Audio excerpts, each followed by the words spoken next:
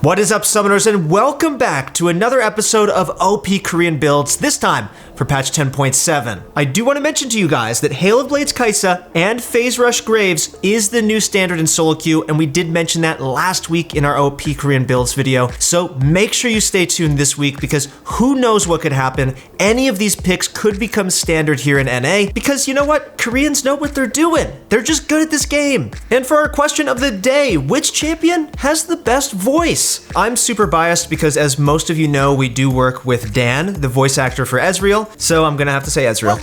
But I want to hear from you guys what champion's voice is the coolest. All right, guys, let's get into the video.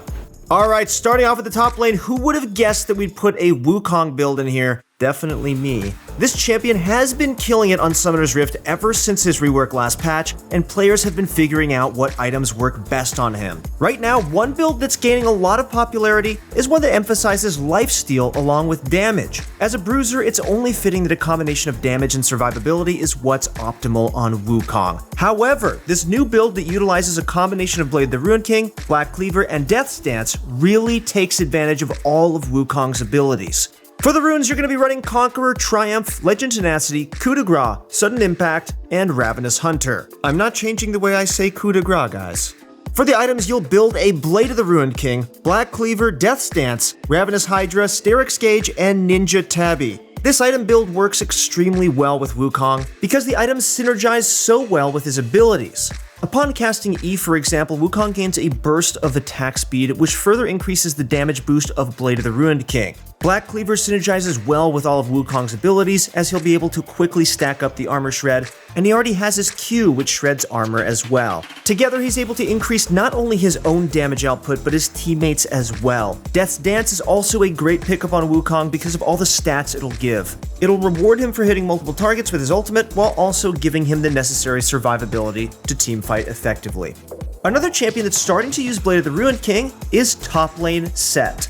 While a lot of players are hesitant to take this approach, as Sett is a champion who relies heavily on bulking up with defensive stats, Blade of the Ruined King is an extremely powerful item on Sett. For one, Sett naturally attacks very quickly because of his passive. He's able to apply the passive effect of Blade of the Ruined King several times during a fight, and his Q also resets his auto attack on top of this. Finally, the active portion of the item significantly increases Sett's pressure in lane. He's able to steal his opponent's movement speed, allowing him to much more easily get in range to land his stun. Sett's only real exploitable weakness is the fact that he's immobile and has a hard time reaching his opponents. Finishing a Blade of the Ruined King is a good band-aid fix to this issue, and especially in solo queue, it's a great way to maximize Sett's strengths. For runes, go with Conqueror, Triumph, Legend Tenacity, Last Stand, Second Wind, and Overgrowth. Legend Tenacity is crucial on Sett, as you'll need to break out of crowd control pretty fast. For his items, take Blade of the Ruined King, Mercury Treads, Trinity Force, Titanic Hydra, Deadman's Plate, and Death's Dance. This build will complement Sett's damage, as it allows him to deal tons of on-hit damage while also making him quite tanky. Guess who else is using Death's Dance? Yup, you guessed it, Urgot. Bet you haven't heard that name flying around too much except for the skin hype. Anyway, just like previous seasons, Death's Dance is still an amazing item on Urgot. In fact, it's even better than it used to be, as Urgot has always been a champion who's benefited heavily from extra resistances. The fact that he received both armor and magic resistance from Death's Dance means that he'll be better suited to handle all of his matchups. The build that a bunch of Korean players are running right now is essentially the same as always, but do note that Death's Dance is now an item worth rushing as a first purchase. For runes, you're going to be taking Conqueror, Triumph, Legend Tenacity, Coup de Grace, Shield Bash, and Bone Plating. Shield Bash synergizes extremely well with Urgot's E, and Bone Plating is a big help to all ends, which Urgot thrives in anyway. For items, build a Death's Dance, Black Cleaver, Ninja Tabby, Righteous Glory, Guardian Angel, and a Mortal Reminder. This build makes him extremely tanky, especially because there's a lot of health to add on top of Death's Dance, making the resistances it provides even more valuable. As long as you can survive any initial burst and deal damage consistently through fights, you'll be able to soak a lot of damage with this build, while also one-shotting squishy opponents. A new trend that has started with Akali is where she's going to be rushing in early Tiamat. To help out her wave clear, buying a Tiamat is the perfect solution, especially because it costs a ton of energy early on for her to clear waves. Building an early Tiamat allows Akali players to easily and quickly clear all waves, and as a result, they have more control over minion waves and can opt to spam push and then either recall or roam during the downtime they create. Later on into the game though, they'll sell that Tiamat and replace it with another item. The build we're showing you guys is missing a Void Staff, so feel free to replace that Tiamat with a Void Staff when you're looking for a 6th item as a Kali. I can't emphasize this enough, pushing the lane and getting lane priority is so important. You need to help your jungler get those dragons. You need to get that Rift Herald. You need to get those double kills down in the bot lane. Come on, mid laners, you gotta get that priority. It's all the rave. Okay, for runes, you're going to be taking Conqueror, Presence of Mind, Legend Tenacity, Coup de Grace, Ravenous Hunter, and Taste of Blood. Presence of Mind is great on a Kali as it'll increase her energy cap on takedowns. I heavily suggest you guys give it a try. For items, build a Tiamat, Sorcerer's Shoes, Hextech Gunblade, Morellonomicon, Zanya's Hourglass, and Rabadon's Death Cap. Alright, we're throwing those builds on one more time for you guys, so make sure to take a look at them before we head into the jungle. Like we've mentioned, Set's biggest flaw is the fact that he struggles to reach his targets. This jungle build should help with just that. Phase Rush Set has made its way onto Summoner's Rift, as activating will allow Set to chase his foes down with ease. Especially during skirmishes and teamfights, this keystone comes in handy, and it's quite powerful for ganks as well.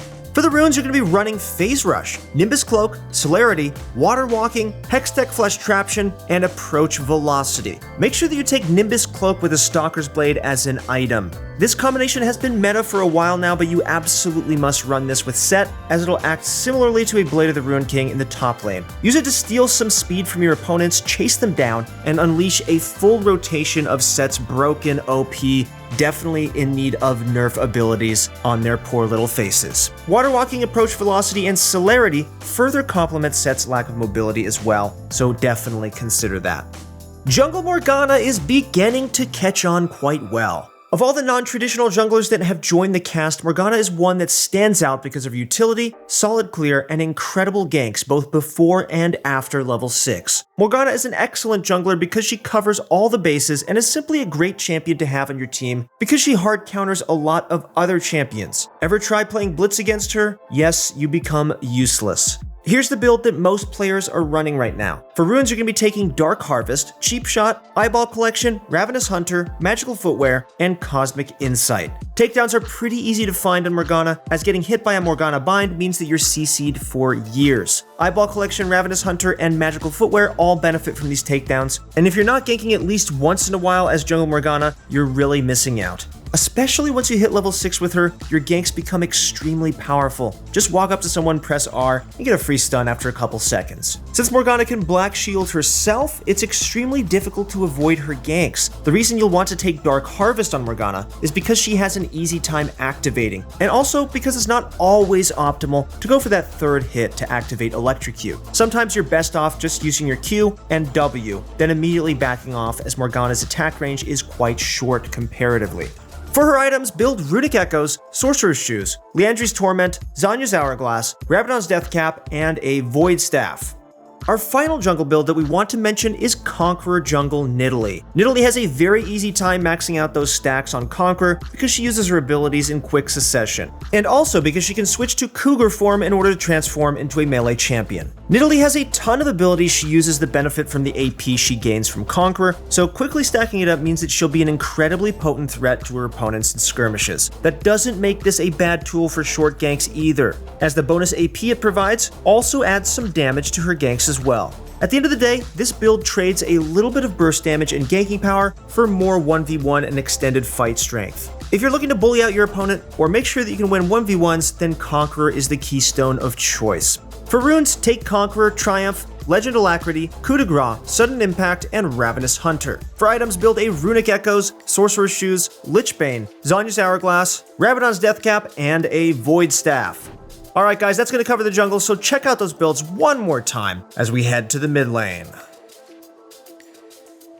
Our first mid lane build is going to be on Azir. Players are now taking Hail of Blades on him for the insane burst damage it provides. Not only is this great for team fighting, but it also is an extremely powerful trading tool during the laning phase. Although you can instead take Electrocute for burst damage, Azir's soldiers deal insane damage in the later stages of the game, so you're giving up a ton of damage later by not taking Hail of Blades. Hail of Blades is a great take on Azir because it's a powerful resource at all stages of the game.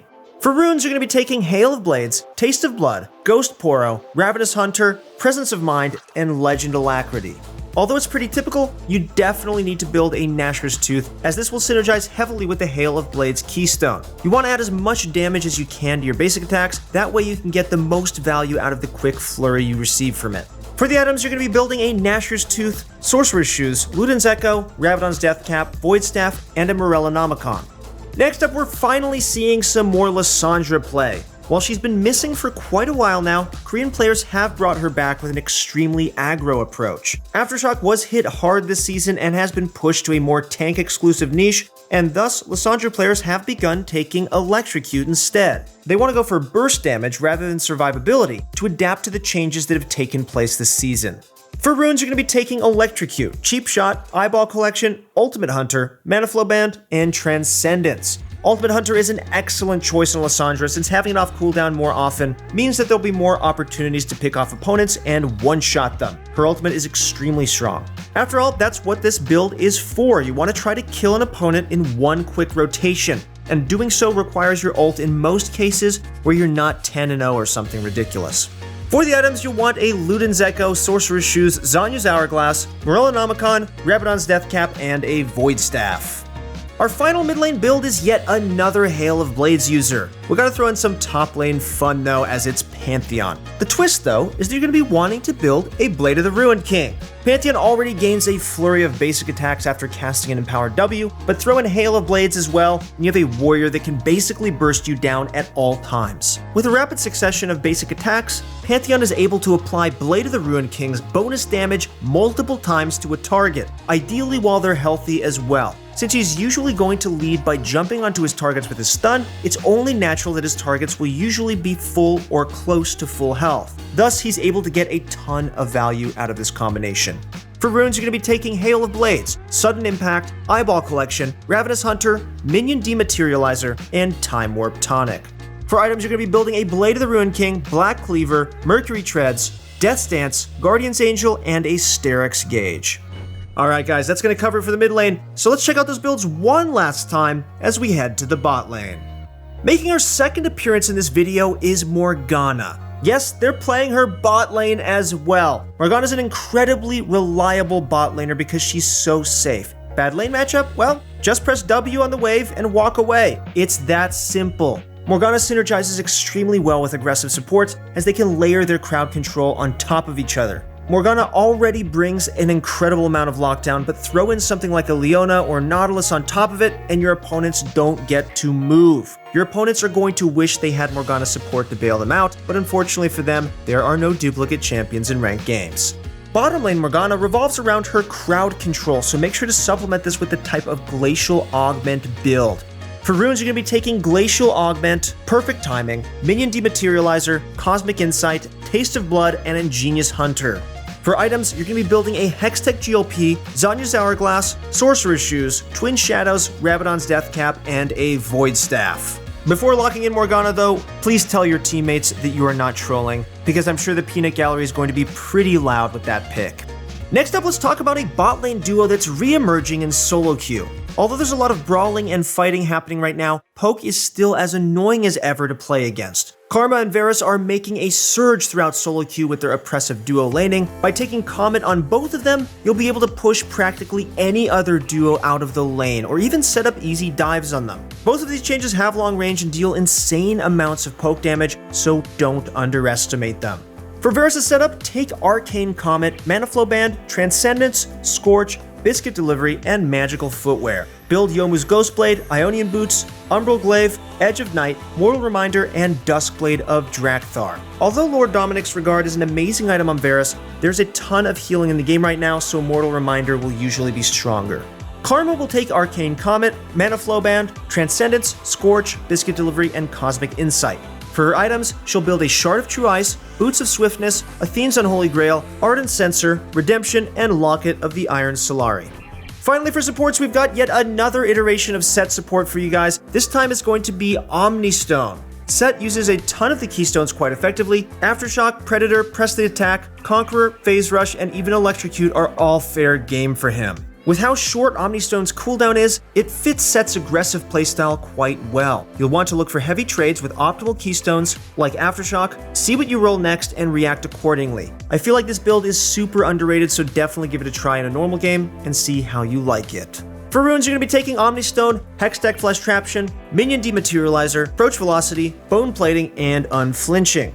For items, you're going to be building a Pauldrons of White Rock, Boots of Swiftness, Dead Man's Plate, Gargoyle Stone Plate, Knight's Vow, and a Warmog's Armor. Here are those bot lane builds on the screen one last time. That's it for our OP Korean builds video for patch 10.7. I want to know what champion you think has the coolest voice. Maybe we'll hire them to do some voiceovers for us as well. That could be super fun. And as always, if you want to get better at League of Legends and start climbing the ladder this season, make sure to go to ProGuides.com and go find a challenger coach right now who can help identify your weaknesses and get you better at the game. There's no better time than now to start climbing, and it's also a great time to improve. That's it for the video, guys. Thank you so much for watching. Good luck in your next few games, and I'll see you on the Rift.